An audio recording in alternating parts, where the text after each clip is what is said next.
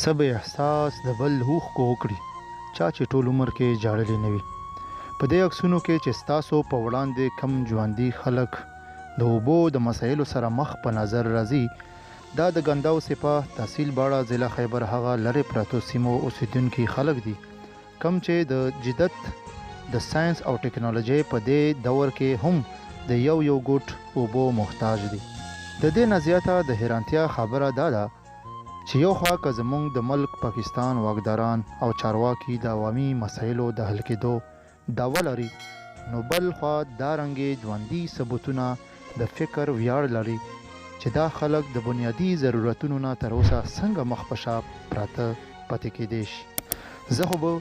دومره ووایم چې ډېر د شرم مقام هر هغه یو واکداري لپاره دی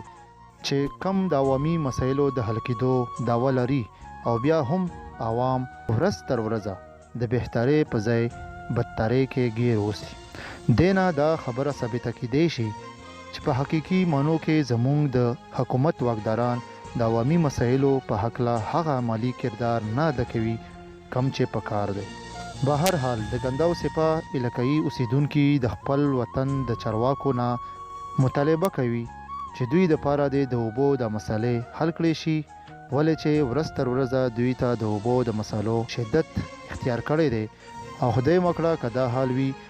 نو د دوی به د خپل حکومت د واکدارو او چارواکو نه هر قسم ته امید ختم شي او نا امیده به پاتې شي او دوی سره به یو وجه پیدا شي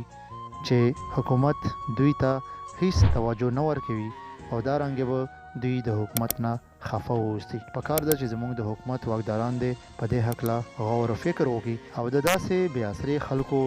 ګڼ شمېر مسلو طرف ته دې پام وکړي، ولې چې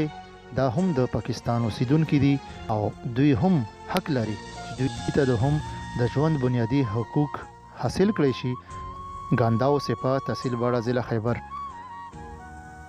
دا ضرورتمند اوسیدونکي خلک د خپل حکومت نه مطالبه کوي چې د دوی مسالې د حل کړي شي او امید لري چې حکومت به د دوی आवाज ضرور اوري او د دې مسالو د حل کېدو لپاره به خاص کردار ادا کوي.